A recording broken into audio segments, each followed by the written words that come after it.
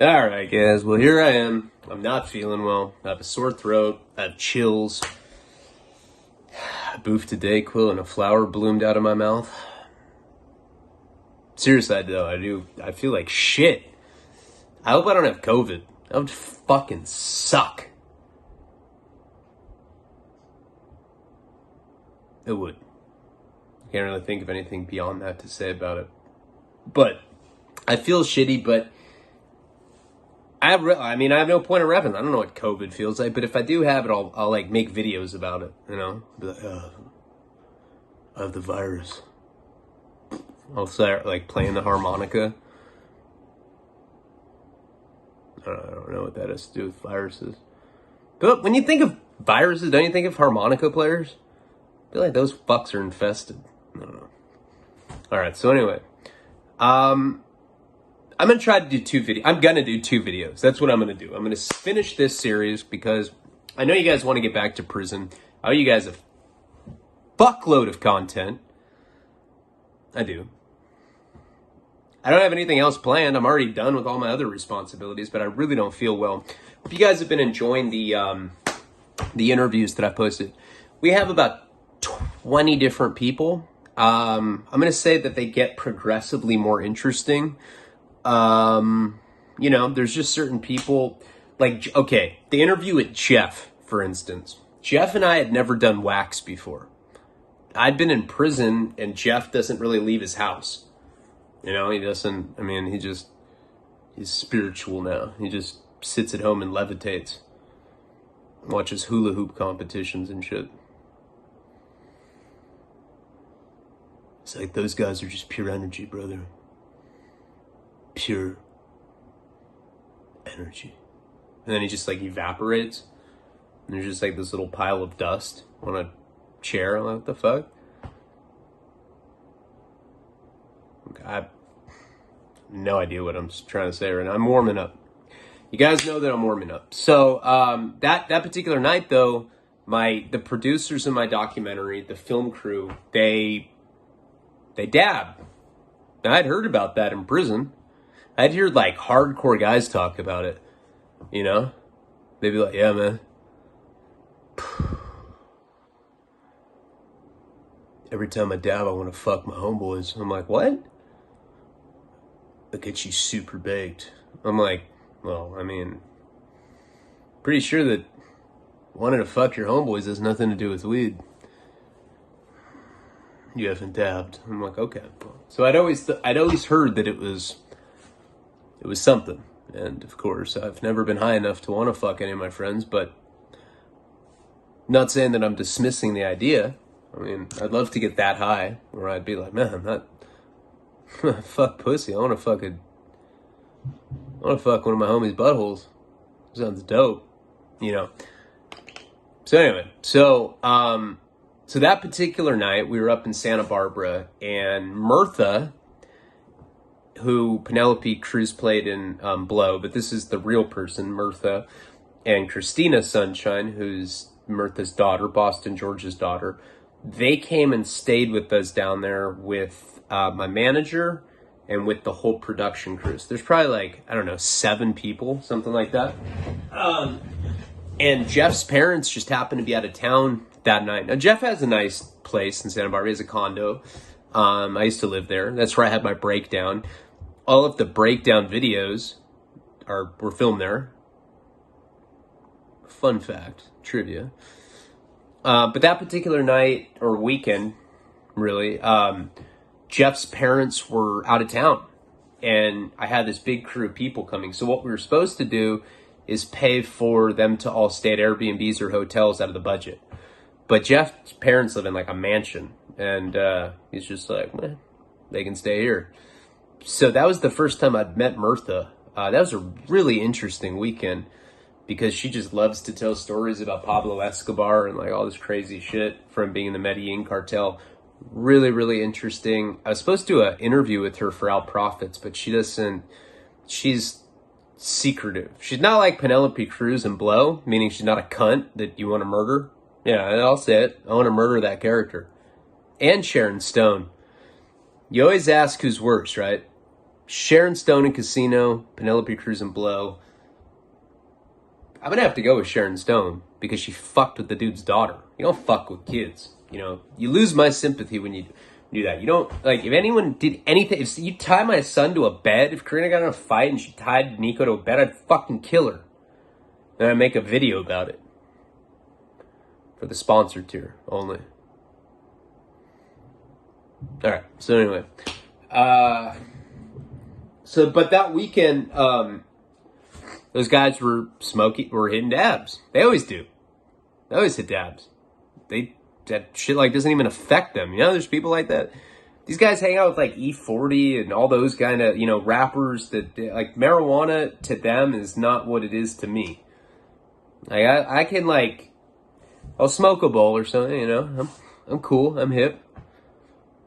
These guys like pretty much, you know, put gas masks on and only breathe weed.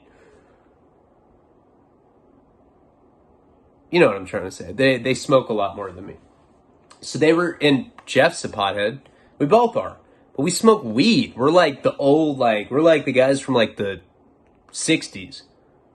You know, he'll call me and be like, hey brother, you want to come over and, you know, smoke some grass? And I'll be like, yeah, brother.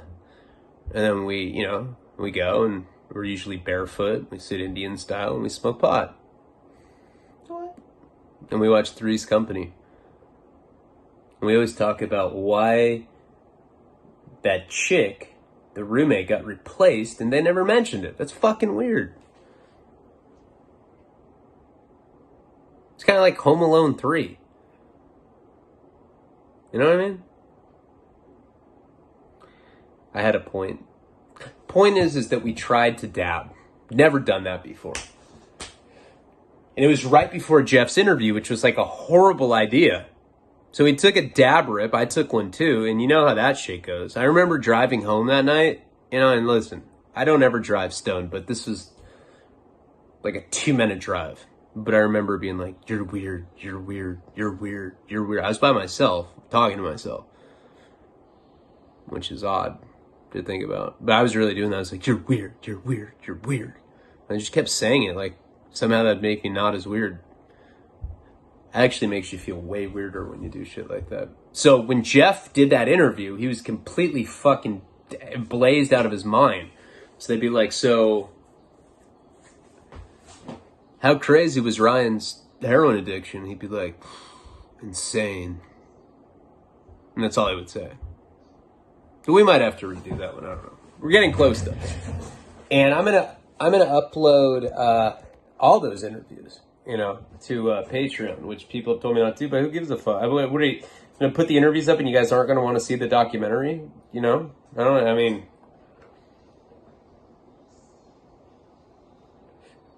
there's some pretty interesting stuff in there coming up when we start interviewing my friends from prison and like people from the film industry, Nick, people like that.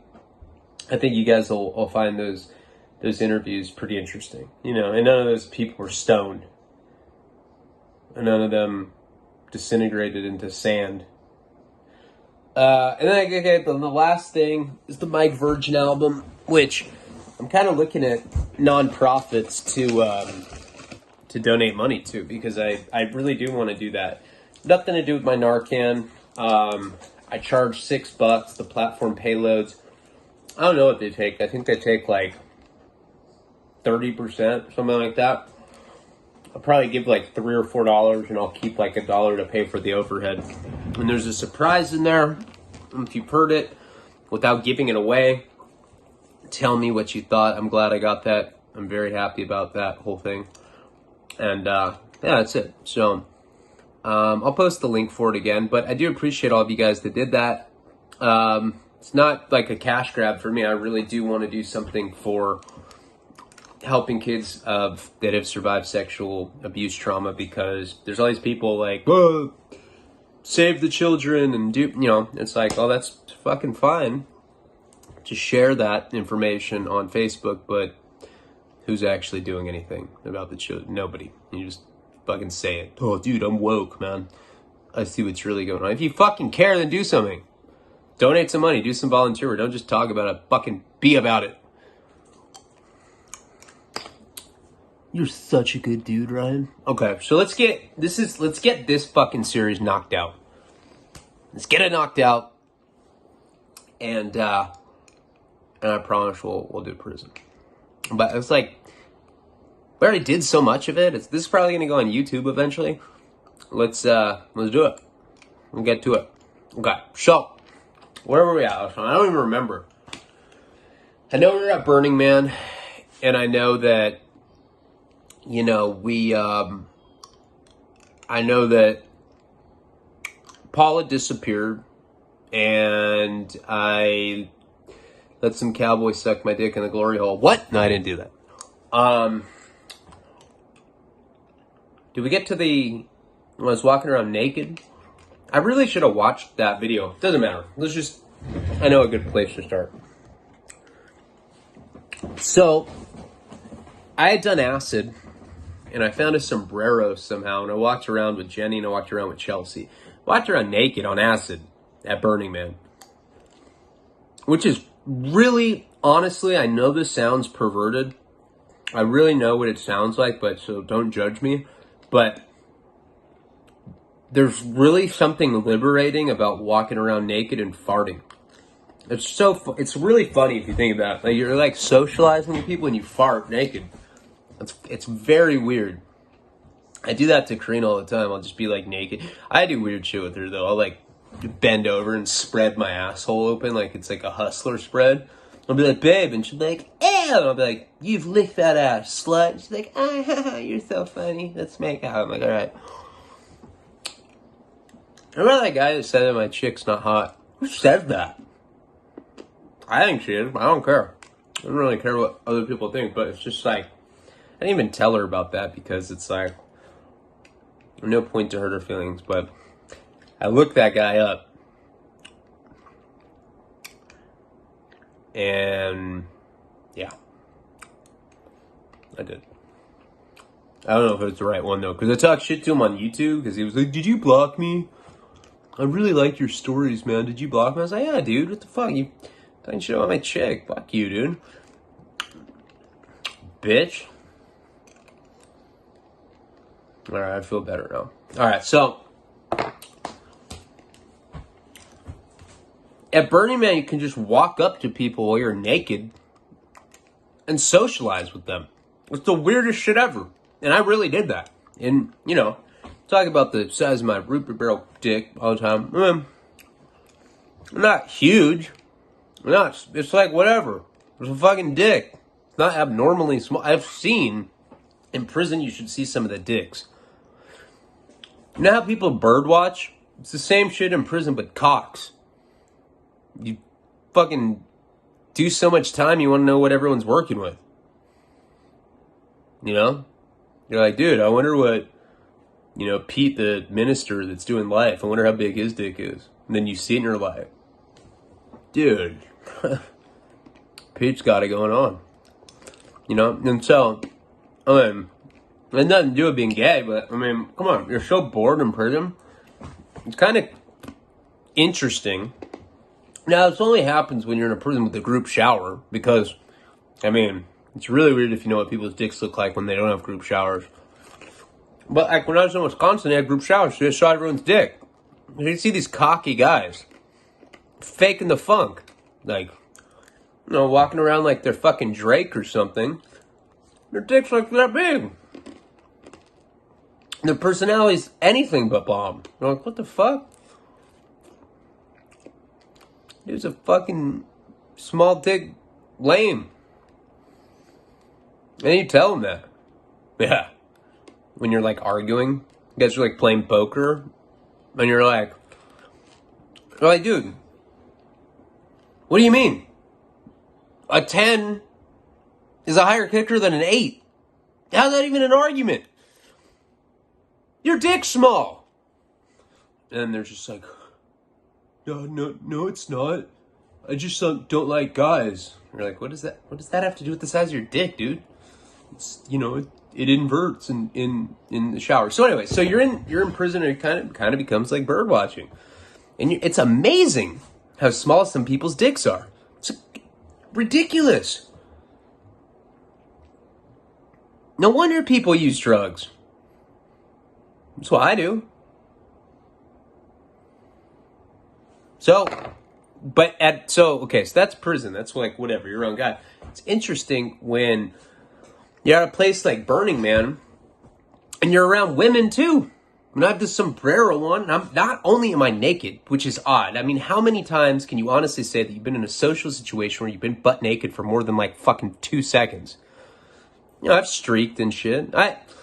You can ask people to hang out with me. If you hang out with me, there's going to be nudity. This is part of it. I don't give a fuck. I don't care. We've talked about this.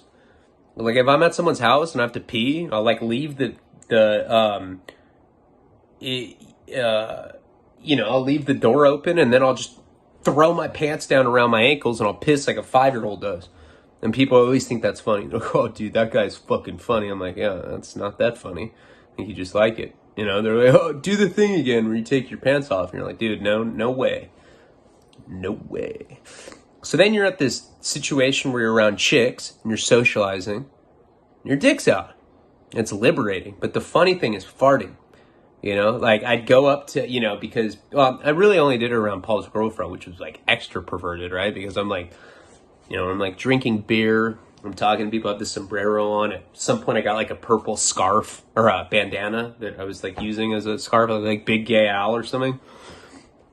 And I'd be talking to Chelsea and I'd be drinking and then I'd just go, and she just turned beet red. I'd be like, what? Did you see my butthole quiver or something? She's like, oh my God, it's so disgusting. And her and Jenny just thought it was funny. But it was really kind of liberating being in a social situation, being naked, farting, asshole quivering. Seriously. I mean, I'm not making a joke of that. You feel free.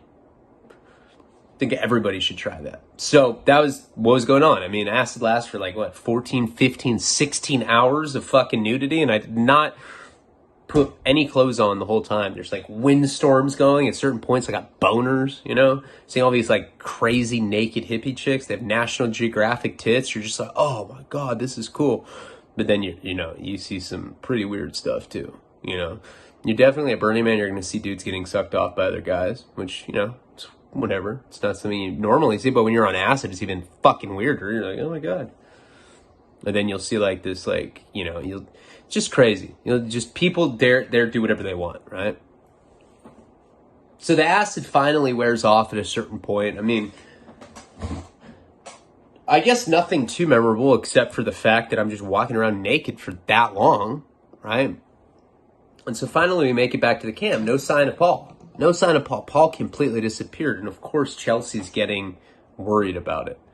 I was watching the interview of Paul, the longer one. I think that's on the $20 tier. And he was talking about, he kind of briefly mentioned Burning Man, And he said that I kicked him out of the car to Spange for $350. He has that a little wrong. I think it was more than that. I had him Spange for tickets. And then he had disappeared. So we get back to the campsite. He's not there. And the acid wore off. Now remember, I'm strung out on heroin. I'm having to shoot up in the Tahoe. A lot of times I'm having to shoot up in the porta potty. And there's these rows of porta potties. There's like, I don't know, 100, 200 porta potties in the middle of the desert. You know how porta potties normally smell? They smell disgusting, like the inside of a pumpkin or something. When you're in the desert and you're with like people that are having like drug shits and like camping food shit, and there's already hippies that don't shower, so their shit just comes kind of laced with body odor, like onion smelling body odor, and on acid, your sense of smell, just like when you're coming off heroin, is amplified anyway. It's disgusting. So just imagine being in a porta potty like that, and it's just so rank. You're dope sick. You're puking.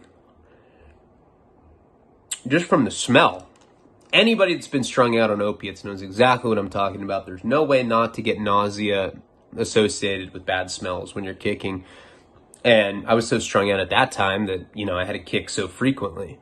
So eventually, I do my shot, get well, we sleep, we go on a quest to find Paul again the next day. That was like a while, I don't even know, that was like a couple days of just kind of like weird naked debauchery, farting in social situations, which I've always, just to be completely real with you, just to be completely honest with you, kinda, I've always been a fan of that. I don't know. Farting's funny. It's always been funny. It's funny when you're like fucking 2 years old. 35, I still find it really funny when people fart. Especially in like, inopportune times. Something like really serious is going on. And then you just hear, everybody laughs. It's kind of guaranteed laughter.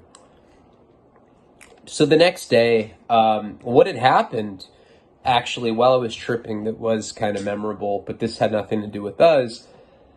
That year, I think this was either 07, I want to say it was 2000, Burning Man 2007. I'm sure people can Google it and find out. It was either 07 or 08, and like I said, the whole point of Burning Man is they have this big wooden man. Burning Man. It's a clever name. Like the Dave Matthews Band or something, Anyway, the whole festival goes on for a week, and at the end of the festival, they burn the Burning Man. That's the point. Seems silly, I guess. It's the point of it. It's like, let's go out to the desert, let's get naked, let's do drugs, let's see some dudes suck each other off, and then at the end of the week, they'll burn a guy, and then we'll go home.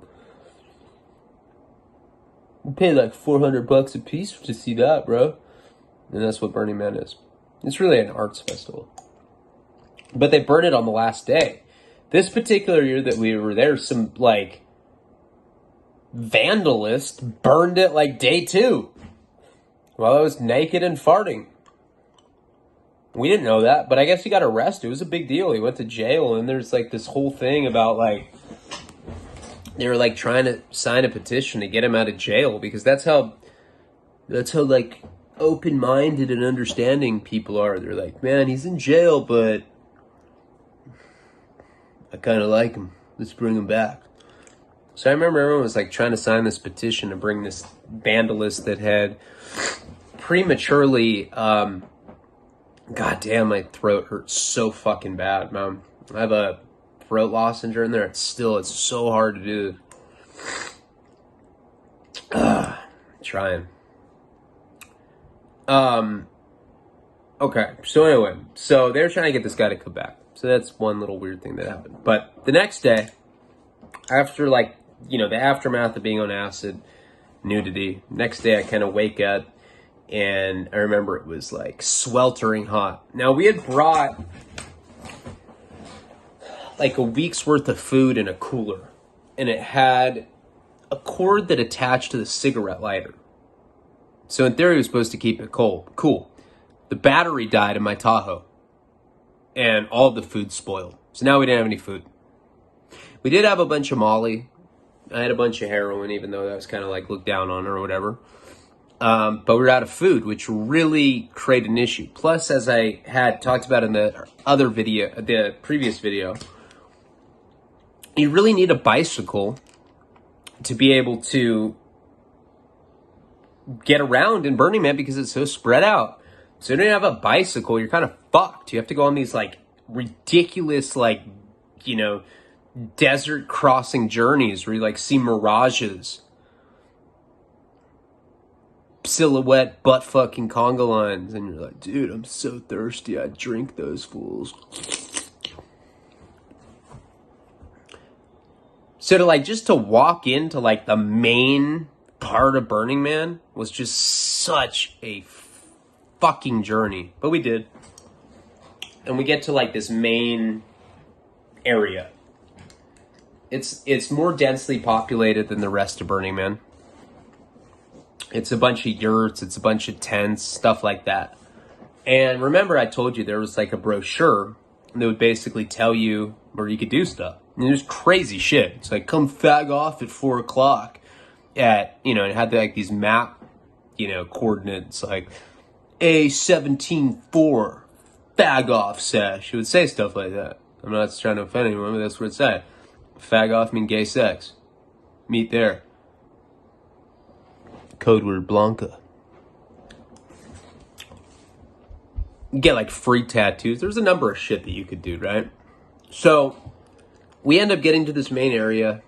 Like I said, there's all these yurts, there's all these tents. It's an art festival. So you're seeing, I don't know, weird stuff. You know, you're seeing people get face painted.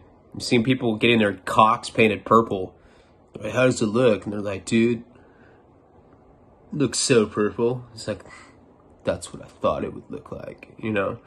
A lot of weird, like, you know, the shoegazing emo types, you know? They have their head down. They're like, I'm like this because my dad yelled at me. And then he, like, puts his head up and, like, you know, moves his bangs. And I didn't like that. And then you, like, see another one that is seemingly, like, nodded out on something. And he just kind of, like, gets animated. He's like, me too. My dad yelled at me too. I'm so glad I found you. I love the support. Yeah. After this is over, that we should move to Chicago. Why? I don't know. Lots of dads to yell at too. And they like put their heads back down. Yeah, there's shoegazing emo. Unfortunately, that's a thing. And yeah, they were there. I'm not sure how they got there. They never fucking, they're shoegazers. They look at their shoes. I don't know how they get there. Probably put them in like a forklift or something and like place the shoegazing emos like in the middle of the desert, you know, and they just like put their head up periodically and they're like, whoa, dust storm. And then go back. That's how those guys are. You know, there's a lot of like the bohemian people. There's a lot of naked people, which is weird, you know. You'll just see some chick walking around, she has like asshole hair, and you're like, what the fuck? She's kind of like sashaying, and you just see this like furry butthole. Interesting stuff. I mean, you see nudity on, you know, on the internet. Think about this for a second. You're usually looking at professionals. They have their assholes bleached, big dicks, big tits. Now you're in the real world. There's weird shit going on. Buttholes brown as mud. Ass cheeks pale to accentuate the brown butthole.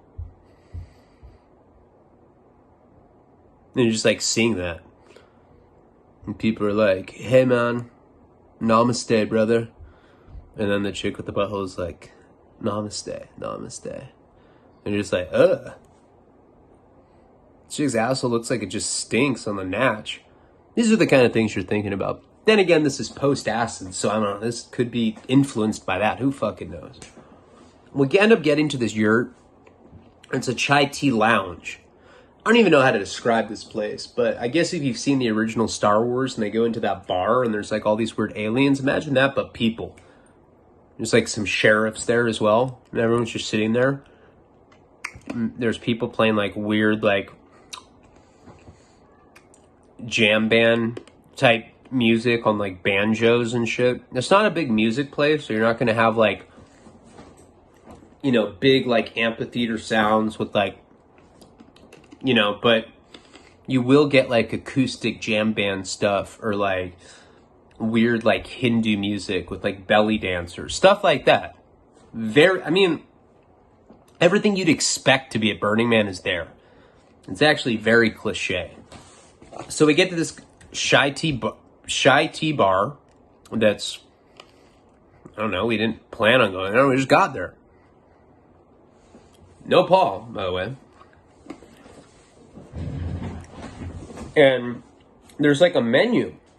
So people will go there and they'll just like erect things. You know, they plan that all year. Yeah, brother, when we go to Nevada this year for the burn, let's do a chai tea bar. That'd be so rad. And then they go do it. They plan this stuff for a year. So they kind of like assemble these tents and yurts to look like it's an actual cafe. It has that feel, but it's like much more velvety, you know, and there's like tapestries everywhere. So there's like, you know, there's a barista or whatever the fuck it's called. And they're serving coffee and they're serving chai tea. I go up and I ask for, if I can get a chai tea. I'm trying to trade them. I'm like, I have heroin. Hey, man. What? Don't say that around here. You can just have this. So they give me this styrofoam cup. It's probably like this big. I don't know, it's a Dixie cup. You know, like one of those like little like plastic coated Dixie cups or whatever. And I look at the guy and I say, hey, is there anything in this tea? There's no drugs or anything, because I'm just coming off acid. Last thing I want to do is be dosed with some weird shit, you know?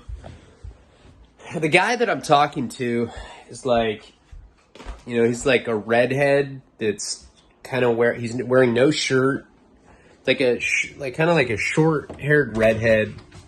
Has like, you know, sideburns, and he has like a, you know, red goatee, and he's wearing a vest, like this furry green vest with no shirt on beneath it. So it's just like, it's very like homoerotic.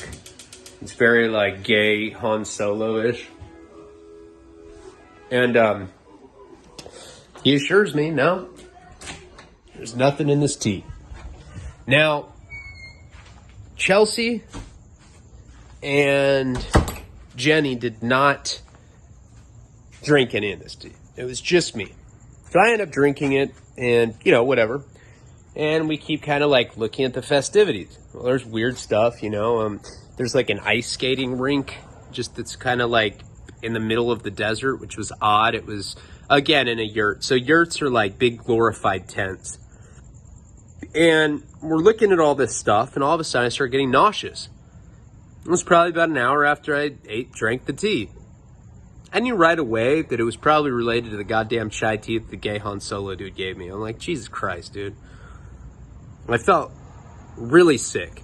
Now, I'd only felt really sick like that twice in my life off anything drug-related. The first time was when I had done mescaline. And the second time is when I did peyote, or maybe in the opposite order. Definitely felt like something like that. Now, if you do peyote in low doses, which you know that I was dosed not that long ago with, it doesn't give you like this horrible sour stomach. But a proper dose of peyote, proper dose of, sorry, I'm trying to like go somewhere where I have some privacy. Proper dose of peyote, proper dose of mescaline will really turn your stomach, you know, make you feel sick. And it's like this very, very distinct kind of sick where your stomach kind of like, you know, just starts violently having like some overturn, you know. It kind of feels like food poisoning because, I mean, really that's what it is, right? I mean, mescaline really is poisoning you, just kind of like psilocybin is. But for some reason, mescaline, peyote, that stuff, San Pedro, all that stuff is really, really, really, really hard on your stomach. So I start puking violently, and I already know that it's mescaline or you know, it's some cacti. I can tell. And I'm pissed, and I'm telling them, I'm like, God damn it. I think that futuristic gay gave me a goddamn spiked chai tea or something, you know. And of course, you know, Jenny's like, don't call him that, it's homophobic. I'm like, I'm not homophobic. God, what? That was like the precursor to the victim culture. And I don't even have to defend myself. You know how I feel about gay people. Support them. I am one. If I'm still on methamphetamine, no, I don't. I got nothing against them. But I was pissed off at this guy. So, sure enough,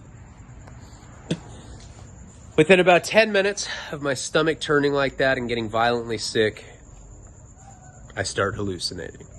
Now, Burning Man is not the kind of place you want to fucking hallucinate to that degree. And acid is melty.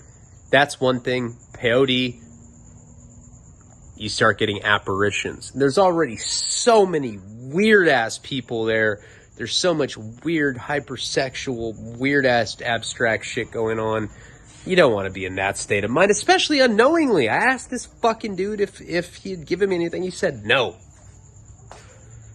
I should have been like, yeah, there's peyote in there. That's exactly what it was. So I start hallucinating. And I get on an animal trip. And I'm not talking about just, I'm seeing wolves or anything like that. I'm seeing fucking super intricate jaguars. Jaguars that say shit in a New York accent. And I'm not even exaggerating that whatsoever. That's exactly what I was seeing. I started seeing these like talking animals. I remember that. And it was weird because they had like, if you ever seen the movie Stargate, where it shows like, it's kind of like a space, it's about like they go to Egypt and there's like these portals into space. I don't know. It was a movie in the 90s. It was actually a pretty good movie, but I haven't seen it since I was like 8, so maybe it wasn't that good. But it's like that kind of stuff. Like those old hieroglyphics where it's people and they have like animal heads and shit. That's the kind of stuff I was seeing. Now, of course, there's people that are dressed like that at Burning Man anyway. But I'm telling you, these were actual animals. Like they had fur and they had like red, yellowish eyes, and it was crazy shit. They were talking to me, and they were talking to me in like New York accents, and they were telling me to find Paul. Hey, find Paul. Find Paul. Find Paul. Find Paul. Stuff like that. Find Paul. Find Paul. And I was like, dude, Jesus Christ. I started having a freak out, and I started telling Jenny that I thought I was going to die. Anyone that's ever been on a psychedelic drug knows that feeling is, well, it's absolutely real. When you think that, if you think that while you're tripping, that's what's going to happen. Don't ever tell someone that when they're like having a bad mushroom trip or something. I have friends that are pieces of shit like that, We'll be with someone and they've like never done mushrooms before and they're like having a freak out and like my friend will be like, hey, I got this. I sit down with them, they're like, hey, now I'm going to tell you something. I don't want you to freak out. We gave you too much. There's a really good chance that you're going to die right now. And you'll just be, oh, yeah! And they'll just freak out. Usually that involves like filming it. If someone wants footage of shit like that, they'll do that. Now I'm telling Jenny that I think I'm going to die. I'm like, hey, like seriously, there's people, and there's, hey, find Paul. Find Paul. And I'm looking and it has like these like crazy like animalistic eyes, but I can't tell if it's real or not because everybody has these costumes on. So I started like having this freak out and I'm screaming at Jenny, telling her that I'm going to die. I'm going to die. You don't understand. You always say that. You don't understand. I'm going to die. You sound like a straight bitch when you talk like that.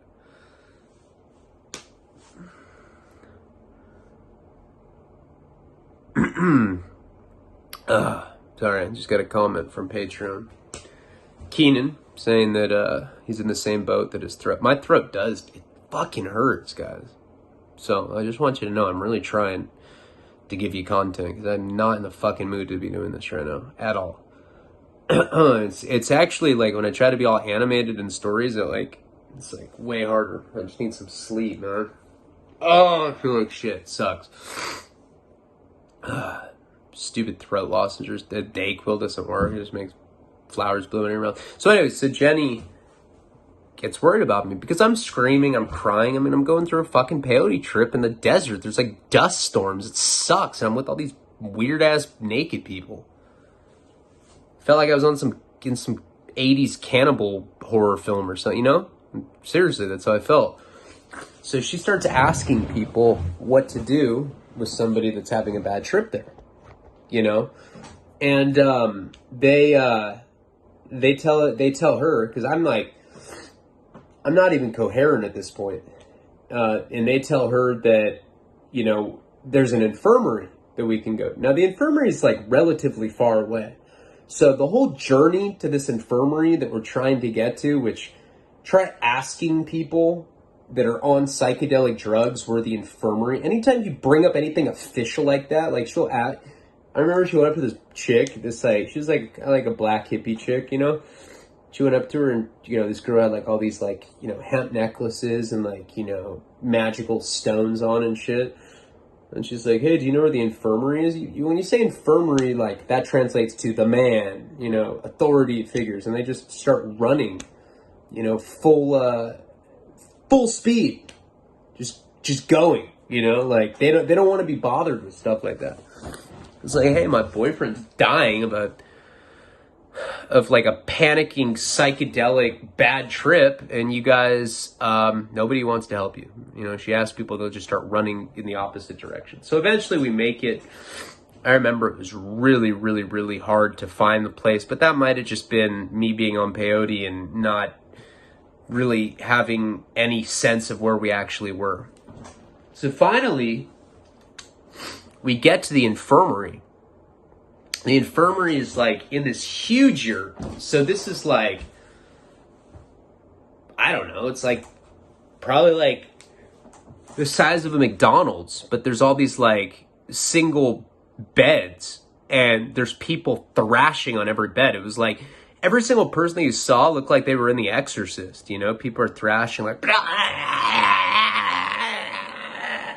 my father's killed survivors, and you're like, oh my god. And you know what, that didn't make my situation any better. And they like go and, you know, I guess Chelsea and Jenny had gone to like the nurse that was running it. I mean, it really felt like I was in some like, you know, 1970s Vietnam film or something with all these people that were like losing their mind. It was some crazy ass shit. I remember that because everybody was thrashing and screaming, just completely like insane hallucinogenic shit, you know? I remember one of them was talking about how he was like the apostle. He's like, I am the apostle. There is no other apostle besides me. I drive a taxi cab and I'm from Charlotte. Stuff like that, right? This didn't help me, you know, but I was already there. And she had told the nurse. So we actually ended up getting a bed. And you're hearing like this whole concert of like different bad trips going on. You're hearing people talk about like, you know, how they'd seen people die and how they're demons and they're satanic shit. And you're just blowing your fucking, it was blowing my mind. Eventually this nurse came up to us and she gave me Thorazine, which, you know, if you're, oh God, man, horrible. If you're on a bad acid trip, you take Thorazine, you take Valium, it's going to bring the intensity of the trip down to a degree. This is the problem with that, though. Peyote is a lot stronger than LSD. So Thorazine doesn't really give you the same kind of relief. When you're on peyote and you take Thorazine or you take Valium, it doesn't give you that kind of relief. It just kind of made me more aware of what was going on, which is actually counterproductive because now I can actually hear what all these weird-ass people are saying, and I remember it made me really scared. I remember later Jenny told me that we were there for about 4 or 5 hours and that I was like, you know, going through episodes, and I broke down crying, and at one point I took my shirt off. The nurses were coming back up to me and telling me that I couldn't have my shirt off, and at one point I spit on the nurse because I thought that she was a cop. Weird stuff like that. And a lot of this was just, you know, kind of Jenny telling me what was going on. You know, when I look back on it, it's just pretty traumatic. I just remember a bunch of people screaming. It almost felt like I was in a horror film. So,